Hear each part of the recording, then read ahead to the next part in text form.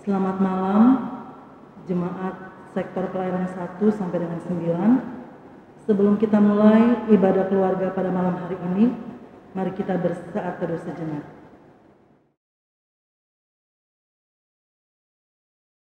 Marilah kita berdiri untuk menghadap Tuhan dan menyembahnya serta memuliakan namanya karena kasih setianya yang besar atas kita. Kita menyanyi dari Gita Bakti 22, bait yang pertama.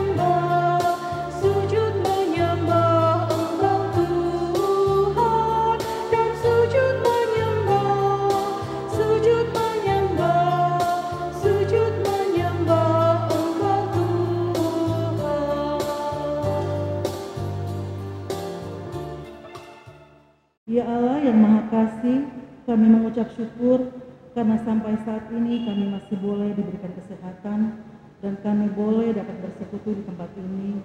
Itu semua karena kasih dan perlindungan-Mu. Ya Tuhan, berkenanlah menjamu kami melalui pemberitaan firman-Mu pada saat ini. Terima kasih Tuhan, di dalam nama Tuhan Yesus kami berdoa. Amin.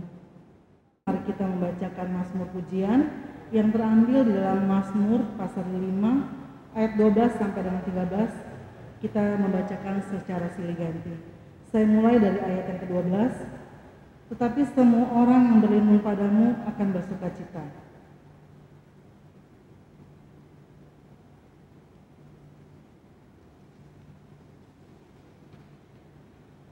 Sebab Engkaulah yang memberkati orang benar ya Tuhan.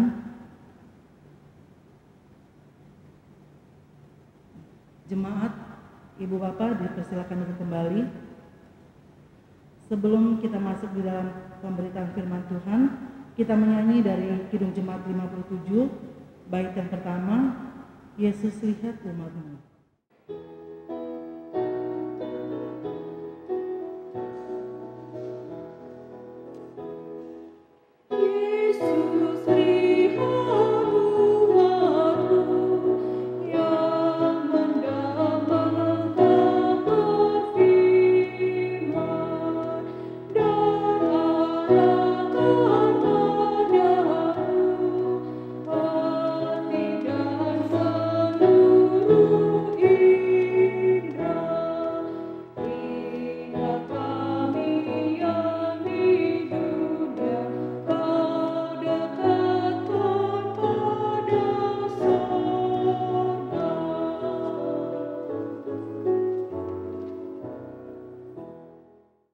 Selamat malam jemaat sektor 1 sampai sektor 9 yang dikasihi Tuhan.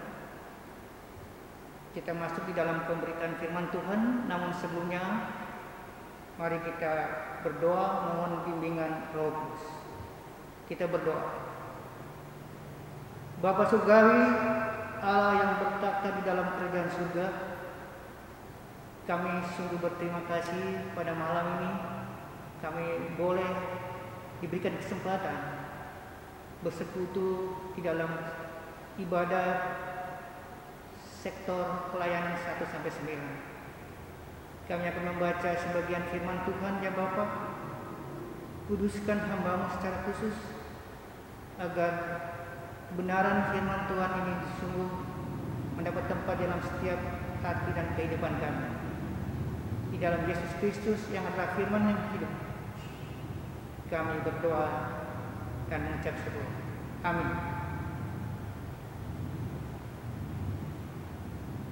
Mari berdiri, kita akan mendengarkan firman Tuhan yang dibacakan dari Alkitab, yaitu terambil di dalam Amsal pasal 23 ayat 24 sampai 26 yang menyatakan, ayah seorang yang benar akan bersorak-sorak, yang memperanakan orang-orang yang bijak akan bersukacita karena dia.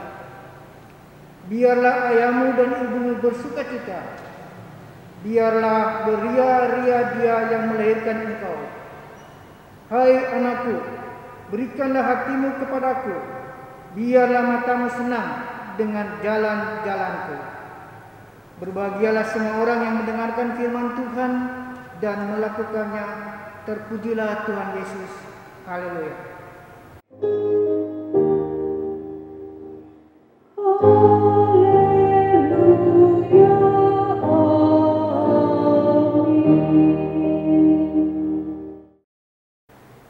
Jemaat Tuhan sektor 1 yang sampai dengan 9 yang saya kasihi. Selamat malam, salam. Apa kabar kita saat ini? Saya percaya bahwa kita semua ada dalam keadaan sehat. Kita semua tetap dalam penyertaan Tuhan. Karena Tuhan adalah setia terhadap orang-orang yang setia dan yang mengasihi Dia. Perikop bacaan kita diberi judul Sukacita Orang Tua. Ada pepatah yang mengatakan di ujung rotan ada emas. Pepatah ini sangat populer di kalangan guru sekolah dasar di daerah Papua, seperti Sorong. Pepatah ini digunakan untuk membenarkan tindakan mereka dalam mendisiplinkan anak-anak dengan memukul mereka dengan sebuah tongkat. Ya, memang ada manfaatnya bahwa anak-anak yang mendapat tindakan tersebut, mereka menjadi anak-anak yang dengar-dengaran kepada orang tua, kemudian anak-anak yang berhasil dibanding dengan anak-anak yang manja, yang tidak pernah mengalami tindakan seperti itu. Nah, Bapak Ibu yang dikasihi Tuhan, di ayat 24 bacaan kita berbicara tentang metode mendidik anak, bahwa kesuksesan hidup bukan hanya ditandai dengan tidak mengalami kemiskinan atau tidak pernah mengalami kelaparan, tetapi kesuksesan hidup ditandai dengan suksesnya orang tua dalam mendidik anak-anak mereka. Salomo menyampaikan hal menarik tentang bagaimana cara menggunakan tongkat ketika mendidik anak. Bapak Ibu yang dikasihi Tuhan, tongkat yang dimaksud Salomo adalah ajaran kepada anak sebagai bagian dari metode mendidik anak. Nah, pertanyaannya, apakah Salomo sengaja memberi peluang untuk melakukan kekerasan kepada anak-anak? Atau apakah Alkitab mengizinkan untuk memukul anak?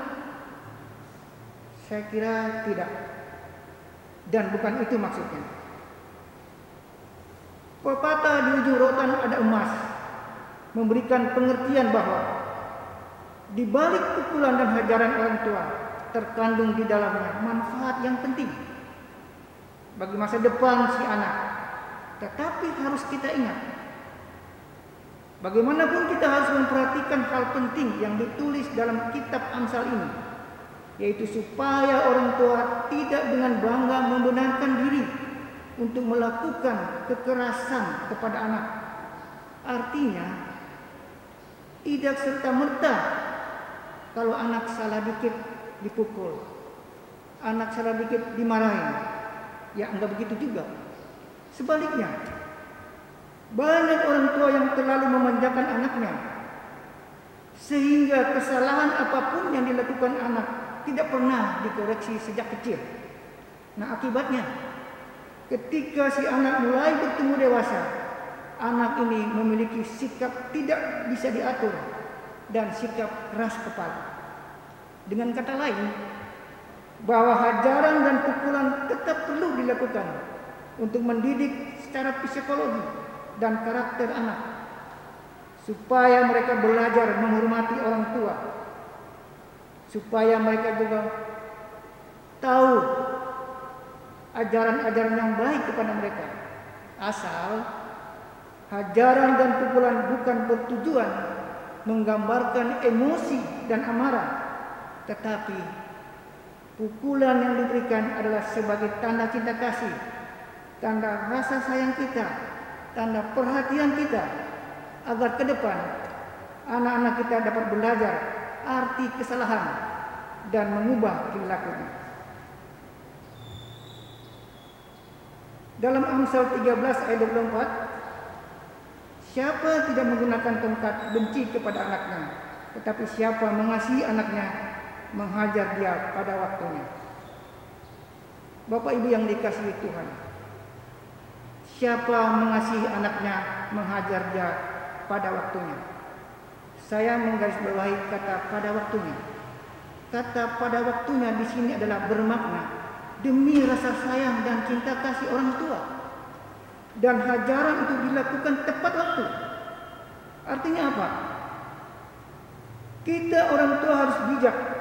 Ya, kalau kita melihat anak kita berbuat salah, ya pada saat itu kita harus bertindak dengan menegur dia, dengan memberi nasihat kepadanya. Jangan tunggu waktu.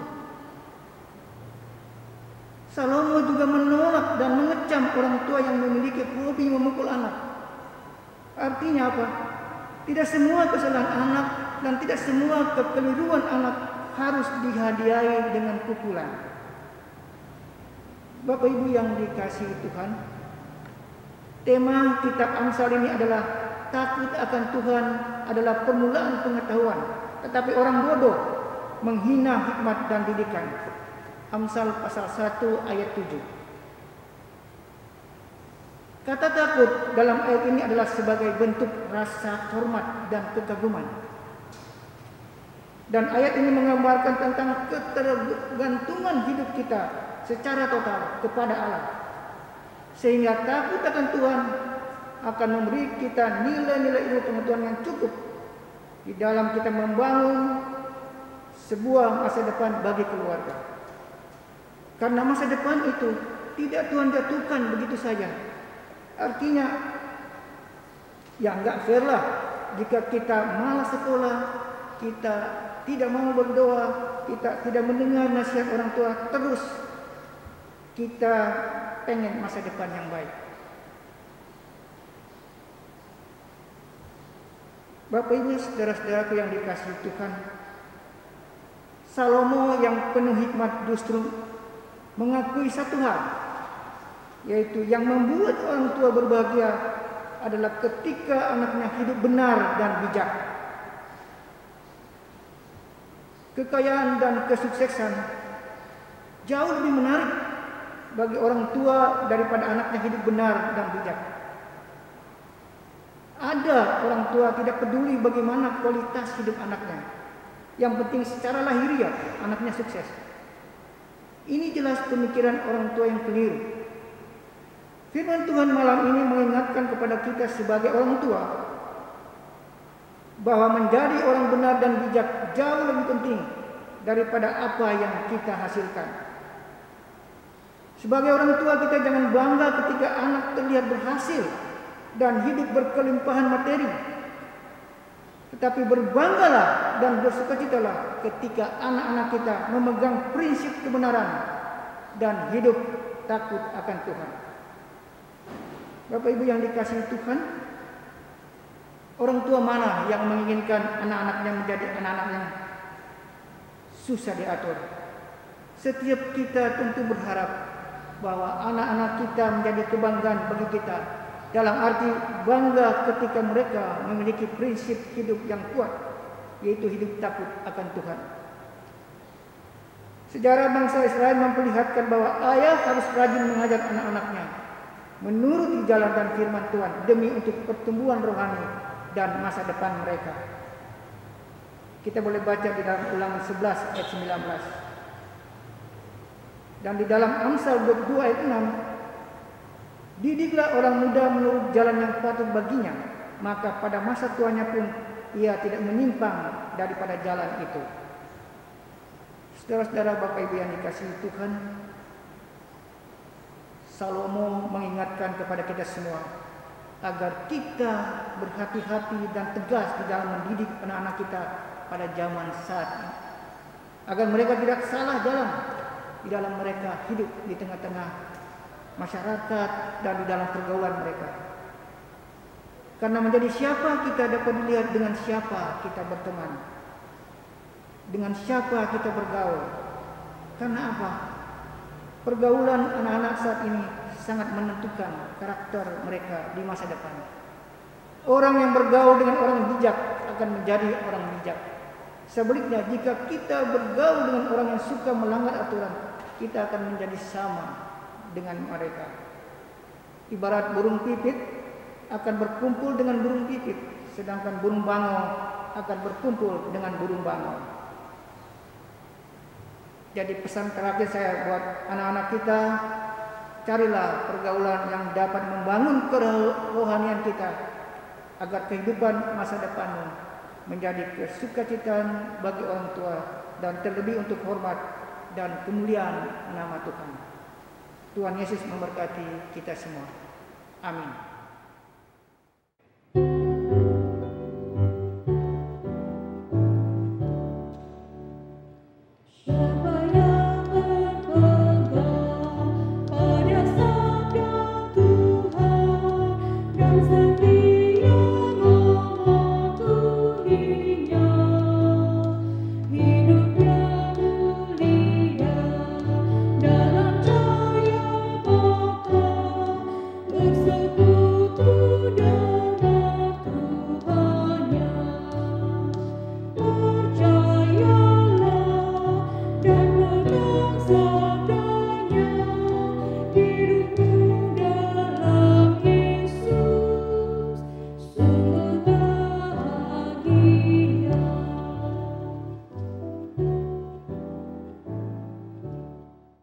Jemaat Tuhan, mari kita bersehati di dalam doa syafaat.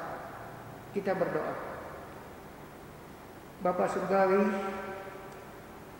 di tengah masa pandemi yang masih melanda kehidupan seluruh bangsa di dunia ini, kami berdoa secara khususnya bagi semua kami, bangsa-bangsa di dunia ini, di dalam mereka menangani pandemi COVID-19 ini.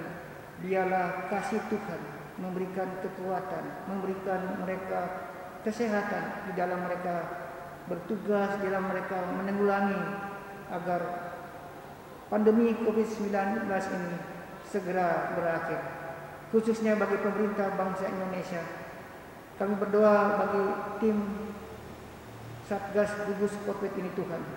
Engkau kiranya juga mengurapi mereka dengan kekuatan dan kesehatan ketika mereka berada di dalam tugas-tugas mereka, terutama ketika menghadapi kasus-kasus yang terjadi di beberapa daerah, khususnya di seluruh bangsa Indonesia ini. Biarlah Engkau Allah Tuhan tetap menyertai tugas mereka Tuhan, dengan memberikan mereka kekuatan yang daripada Tuhan, agar mereka mampu menjalankan tugas ini, dan mereka juga diberikan kesehatan ya Tuhan, dijauhkan daripada bahaya-bahaya virus corona ini ya Bapa. Engkau Allah yang kami percaya sebagai kekuatan kami, dan kepadamu saja kami menyerahkan tugas bangsa dan khususnya bangsa kami Indonesia. Kami mau berdoa ya Tuhan, di tengah kesaksian pelayanan GPB Jemaat Harapan Kasih, mulai dari Bapak Pendeta KMJ dan kemudian Pendeta Jemaat dengan presbiter yang ada, diaken penyetua, perkat, unit-unit misioner yang lain, komisi, semua kami yang ada di dalam perangkat pelayanan itu Tuhan, Engkau saja mempersatukan kami dan memberi kami juga kekuatan Tuhan di dalam kami menghadapi situasi ini. Biarlah kasih Tuhan menolong kami agar persekutuan pelayanan kami tetap berjalan dengan baik, dan kami dijauhkan juga dari bahaya virus corona ini Tuhan. Berikan semua jemaatnya juga Tuhan Di dalam kami melayani, Engkau memberikan kehidupan yang tetap mengasihi Tuhan, agar terjadilah persekutuan yang baik di tengah-tengah pelayanan kami di jemaat GBB Harapkan Kasih ini Tuhan. Seluruh pelayanan dan warga jemaat, Engkau memberikan kekuatan, kesehatan, keteguhan iman ketika kami tetap dalam kehidupan menghadapi COVID-19 ini. Segala sesuatu yang mungkin menjadi halangan kami, Engkau selalu memberikan kami jalan keluar ya Tuhan. Ketika banyak hal yang terjadi, terutama kehilangan pekerjaan, soal ekonomi, bahkan hal-hal lain yang mengganggu kehidupan kami di tengah kami menjalani kehidupan ini. Hanya Engkau Tuhan yang kami percaya mampu memberikan kekuatan kepada kami. Oleh karena itu Tuhan, tetaplah bersama-sama dengan seluruh pelayanan jemaat kami Harapan Kasih di dalam kami berjalan di tengah pandemi COVID-19 ini. Terima kasih ya Tuhan. Kami juga berdoa bagi para dokter dan tenaga medis yang merawat pasien, juga keluarga COVID-19 ini. Dalam keberadaan mereka Tuhan, Engkau tetap memelihara mereka, agar para dokter dan tenaga medis ini dengan sungguh hati dan dengan segenap hati melakukan pelayanan terhadap pasien dan keluarga korban. Terima kasih Tuhan, Engkau memberikan kekuatan bagi saudara-saudara kami yang mengalami pandemi COVID ini. Tuhan, kuatkan keluarga-keluarga dan berikan kepada mereka kekuatan serta kesembuhan, yang pada akhirnya mereka tetap bersyukur kepada Tuhan, karena Tuhan selalu memelihara kehidupan kami. Bapa di surga, kami tidak lupa berdoa bagi Majelis Sinode GPIB dengan tuntunan kuasa Tuhan. Engkau kiranya memberkati fungsionaris Majelis Sinode saat ini ya Bapa, dengan segala keberadaan tugas tanggung jawab mereka. Tuhan memberkati mereka agar di dalam pelayanan dan mengemban tugas sebagai Majelis Sinode dapat berjalan dengan baik, walaupun diperhadapkan dengan situasi yang sangat memperhitungkan kehidupan kami sebagai anak-anak Tuhan. Tetapi kami percaya Tuhan, tanggung jawab ini tetap berjalan. Oleh karena itu Tuhan memberkati kiranya seluruh fungsionaris Majelis Sinode di dalam tugas, bahkan di dalam keluarga mereka masing-masing. Engkaulah Allah yang tetap menyertai kehidupan kami semua. Demikian ya Tuhan, kami berdoa bagi seluruh jemaat sektor 1 sampai 9 saat ini. Dengan segala keberadaan dan pergumulan yang kami hadapi, kami serahkan, biarlah kami semua ada di dalam tangan dan kuasa Tuhan. Tuhanlah kota benteng kami, dan Engkaulah sendiri yang menolong kami. Terima kasih ya Tuhan, begitu banyak doa yang kami sampaikan kepada-Mu ya Bapa. Inilah kami semua ya Tuhan, ampuni salah dan dosa kami. Hanya di dalam nama Anak-Mu Yesus Kristus Tuhan yang telah mengajar kami berdoa bersama-sama. Bapa kami yang di surga, dikuduskanlah nama-Mu, datanglah kerajaan-Mu, jadilah kehendak-Mu di bumi seperti di surga. Berikanlah kami pada hari ini makanan kami yang secukupnya, dan ampunilah kami akan kesalahan kami, seperti kami juga mengampuni orang yang bersalah pada kami. Dan janganlah membawa kami ke dalam pencobaan, tetapi lepaskanlah kami daripada yang jahat. Karena Engkaulah yang mempunyai kerajaan dan kuasa dan kemuliaan sampai selama-lamanya. Amin. Marilah kita mengucap syukur kepada Tuhan dengan memberi persembahan kepadanya. Ingatlah firman Tuhan dalam Yakobus 1 ayat 17 yang menyatakan, setiap pemberian yang baik dan setiap anugerah yang sempurna datangnya dari atas, diturunkan dari Bapa segala terang. Padanya tidak ada perubahan atau bayangan karena pertukaran. Tuhan Yesus memberkati saudara dan persembahan saudara. Kita menyanyi dari Kidung Jemaat 288, bait pertama dan kedua. Mari puji Raja Surga.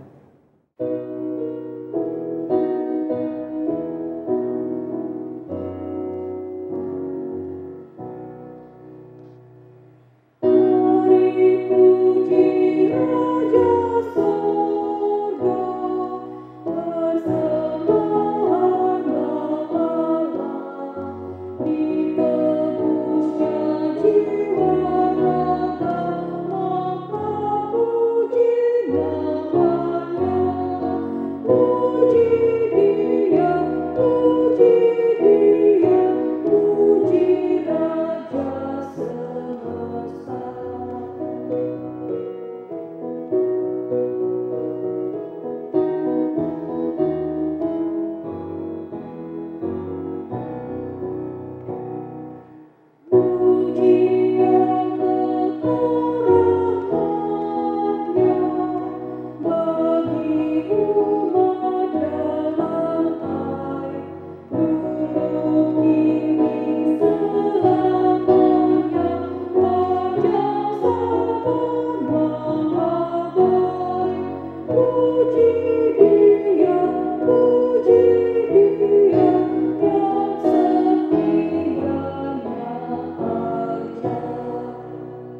Bapak Ibu, mari kita berdiri untuk menyerahkan persembahan kita kepada Tuhan di dalam doa syukur.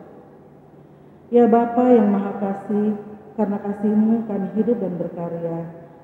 Dari tangan-Mu kami dikenyangkan dan diperkaya dengan berbagai kebaikan. Kepadamu juga kami persembahkan pemberian ini. Kiranya berkenan di hadapan-Mu untuk pelayanan gereja-Mu di dalam dunia ini. Dalam nama Tuhan Yesus kami sudah berdoa. Amin. Ibu Bapak dipersilakan duduk kembali. Mohon perhatian warga jemaat untuk penyampaian pokok-pokok warta jemaat hari Rabu 30 September 2020. Yang pertama, segenap presbiter dan seluruh jemaat mengucapkan terima kasih atas pelayanan Penatua Yeye Sahanggamu dalam ibadah keluarga, dan kiranya Tuhan Yesus menyertai pelayanan Bapak, Penatua, dan keluarga. Yang kedua, ibadah keluarga PLKPA. Ibadah keluarga PLKPA PT dilaksanakan secara daring. Yang ketiga, pembekalan calon mentor tahun kedua. Dalam rangka mempersiapkan dan melengkapi mentor bagi vikaris GPIB, maka Ketua Majelis Jemaat Pendeta Darius Lewa KBC M. Min akan mengikuti pembekalan calon mentor tahun kedua secara daring melalui Zoom pada tanggal 28 sampai dengan 29 September 2020. Vikaris tahun kedua ini akan diperkenalkan pada ibadah Minggu 1 November 2020. Yang keempat, cuti besar pendeta Darius Lewa KBC M. Min disampaikan kepada warga jemaat bahwa berdasarkan surat keputusan Majelis Sinode GPIB nomor 5103/20/MS 20/KPTS, Ketua Majelis Pendeta Darius Lewa KBC Min akan menjalani cuti besar yang akan dilaksanakan dalam 2 tahap sebagai berikut.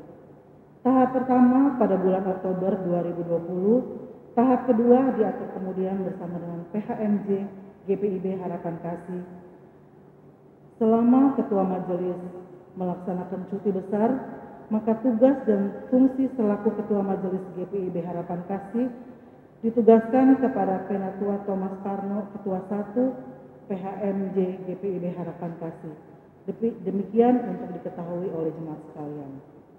Yang kelima, dalam rangka Hari Perjamuan Kudus Sedunia atau HPKD dan Hari Pekabaran Injil di Indonesia HPI, maka pada hari Minggu 4 Oktober akan dilaksanakan ibadah perjamuan kudus roti dan anggur yang akan dikirim melalui koordinator sektor kepada jemaat yang akan mengikuti ibadah secara daring.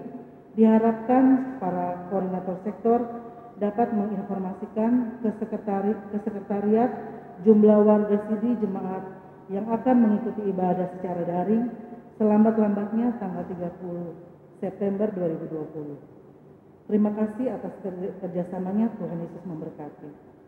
Yang kelima, pemberitahuan bagi warga jemaat yang sudah mentransfer persembahan atau persepuluhan melalui rekening bank, mohon dapat menginformasikan ke bagian keuangan, ke kantor gereja setiap jam kerja, atau dapat menghubungi kasir Esterlita melalui WA 0852 8763 1565. Terima kasih, Tuhan Yesus memberkati. Saya undang kita berdiri, kita masih dalam amanat pengutusan.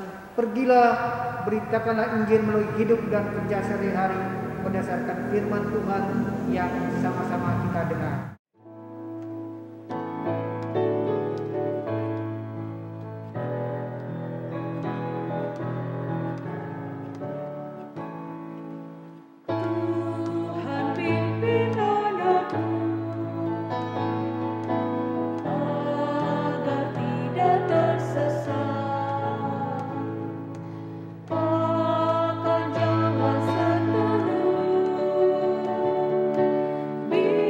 Bila